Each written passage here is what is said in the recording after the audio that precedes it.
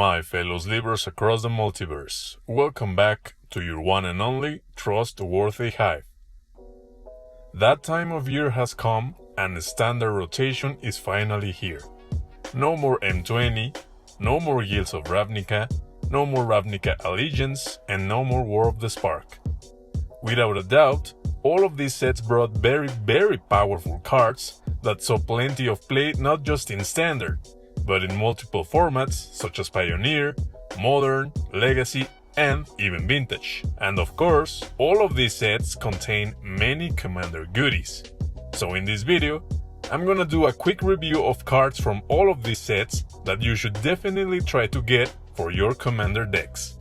Many of them are gonna drop in price when rotation hits, and some of them are probably going to start creeping up in value as more and more players get their hands on them, especially the ones that are already establishing themselves as legit staples for Commander and other formats.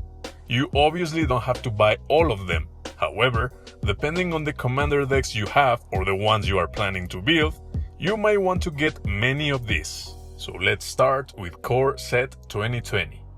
Planar Cleansing might not be the best board wipe ever, especially since it costs 6 and it hits your stuff too. But hey, it truly wipes just about everything and it's a nice budget alternative. Rule of Law is another card that, while not spectacular or game-breaking, it helps decks, particularly mono-white decks, to bring other, more broken strategies to their own level. Agent of Treachery is one of those highly abusable cards when played with the right build. Flicker-style decks will love this guy. Flood of Tears is yet another poor man's Cyclonic Rift, so if the Rift is a bit out of your budget, well, this is another option I guess. Leyline of Anticipation is here because if you're not playing at instant speed at a Commander table, then come on, what are you even doing with your life? Tail's End is a nice, efficient, versatile counterspell, and since it counters legendary spells, it will always have a target at a Commander table. Dread Presence is a beast in dedicated mono-black decks. I run it in my Keurig deck and it has disappointed me 0 times. Leyline of the Void shuts down entire strategies, especially if you have it in your opening hand.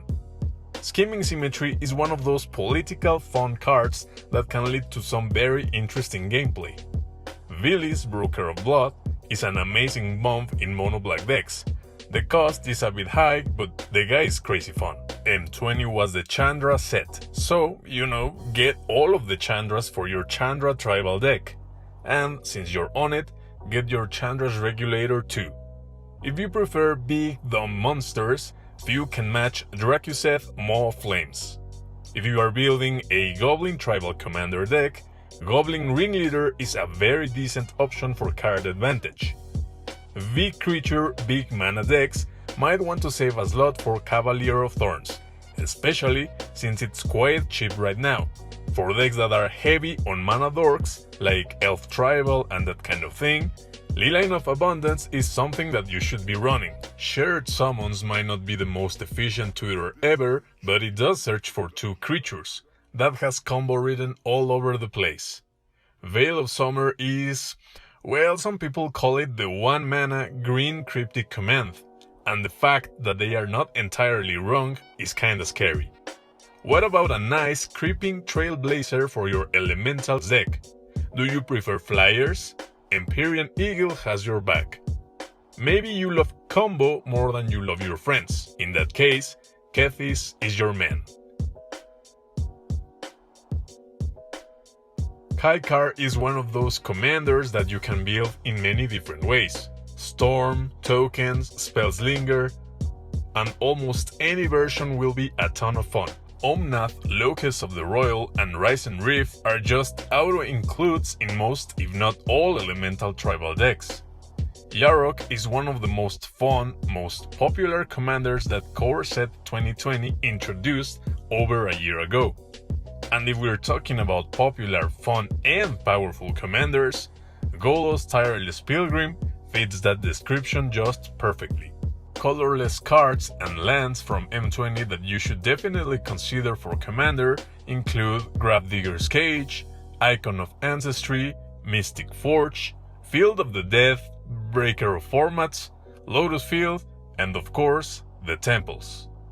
Now, let's move on to Guilds of Ravnica. Citywide Bust is an excellent board wipe for small creature decks, as it will get rid of big monsters that your hate bears or tokens are never going to outmuscle.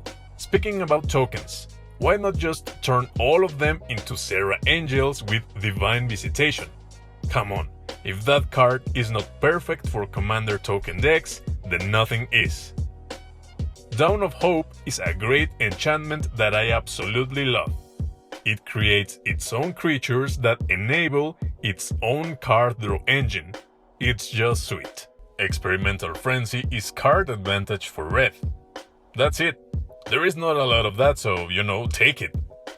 Legion Warboss is another great include for Goblin tribal decks everywhere, and Beast Whisperer is a nice card draw engine for green-based creature decks.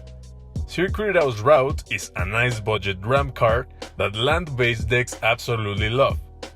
Assassin's Trophy is excellent spot removal, as it will destroy just about anything for the small price of 2 mana and giving your opponent a land.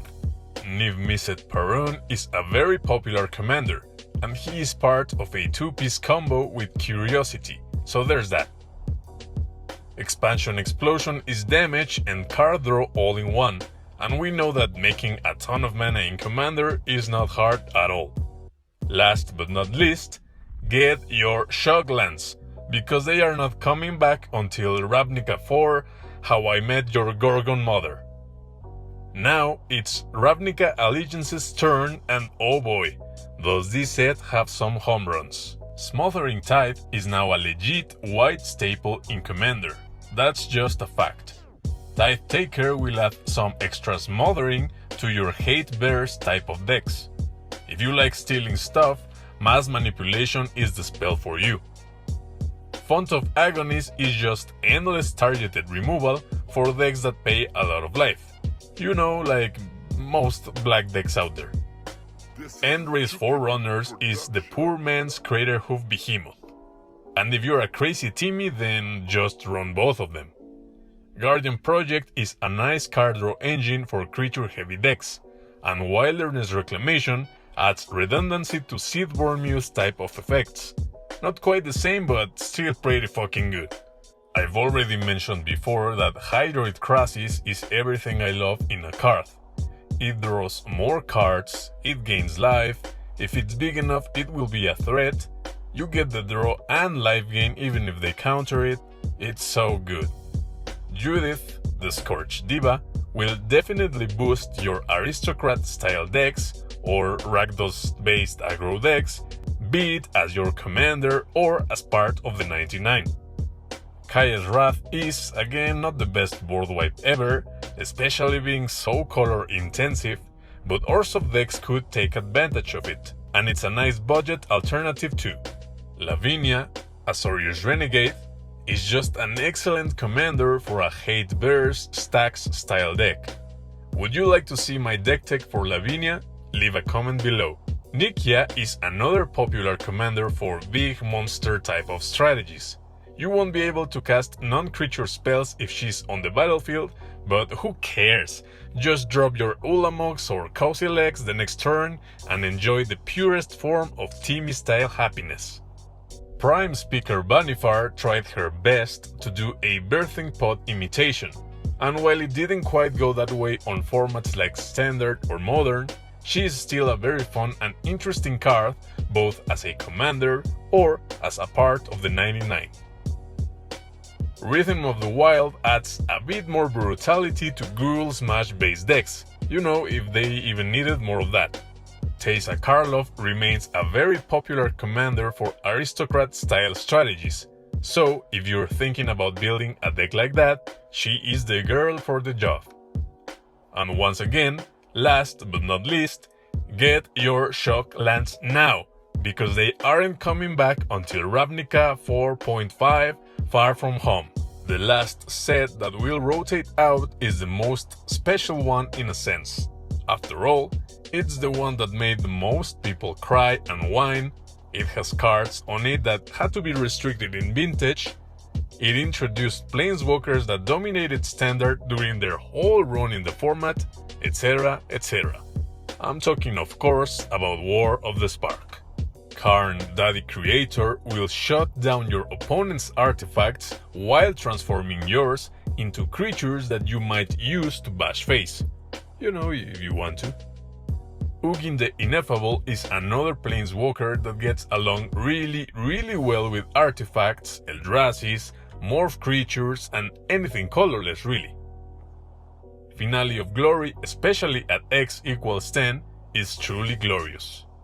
Finale of Revelation is, at worst, another copy of Mindspring, and at best, well, things will get crazy, that's for sure.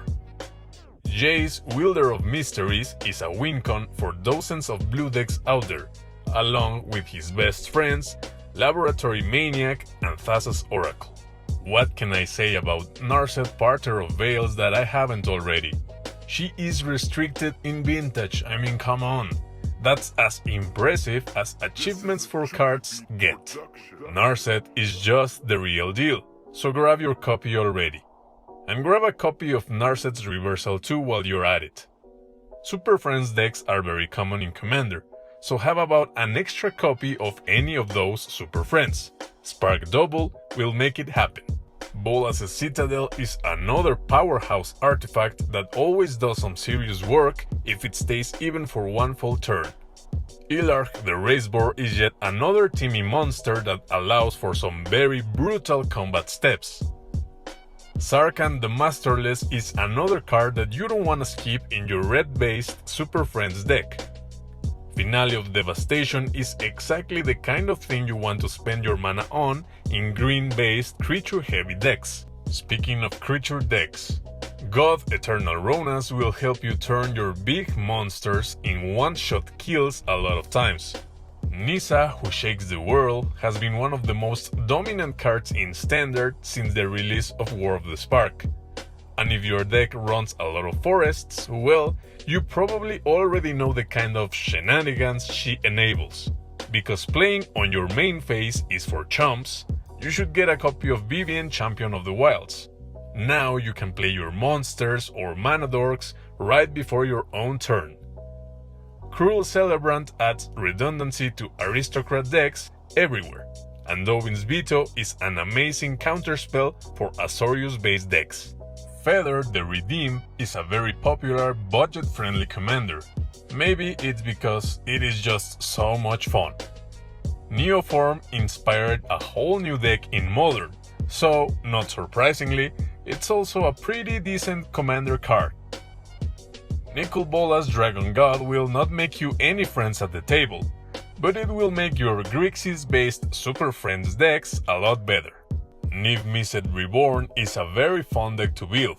Throw in his favorite enchantment, Food Chain, and you have something really special. Speaking about special, don't you just love this guy? Seriously, I've seen very few cards in the history of Magic the Gathering make so many players cry and whine during its entire run in Standard. But Teferi didn't stop there. He's now played in practically every format where you can play him, and Commander is not the exception. Ashiok Dream Render is yet another 3-mana planeswalker that does some serious work as soon as it hits the battlefield. Not only will it blow up your opponent's graveyards a bunch of times if they let him, but as long as he remains on board, there will be no fetching, no tutors, no rampant growths. Well, not for your opponents, that is. Kiora Behemoth Beckoner is great in ramp and big creature decks. Her ability will let you use one land or mana rock or mana dork twice each turn, and as long as you keep on playing big monsters, she'll keep drawing you cards. Saheeli Sublime Artificer is another very good planeswalker for artifact-based strategies, so if you like that kind of thing, you will like this Saheeli. As for lands, I think Blast Zone and Karn's Bastion are the ones that stand out from War of the Spark, so try to get your copies. And that's it, my fellow Slivers. Those are the cards I think you should try to get for your commander decks, now that a lot of them are going to become bulk rare, now that these sets are about to rotate out of standard. Do you feel I forgot to include other sweet cards for Commander from M20, Guilds of Ravnica, Ravnica Allegiance, or War of the Spark? Please tell me on the comments below. If you like this video and you would like to see more content from Papa Sliver with the sunglasses, don't forget to subscribe if you haven't already, share our content with other Slivers across the multiverse, leave your thumbs up, and click on the notification bell so you never miss a new video. That's the best way in which you can support your Hive. Take care, my fellow Slivers. We'll gather again on the next video.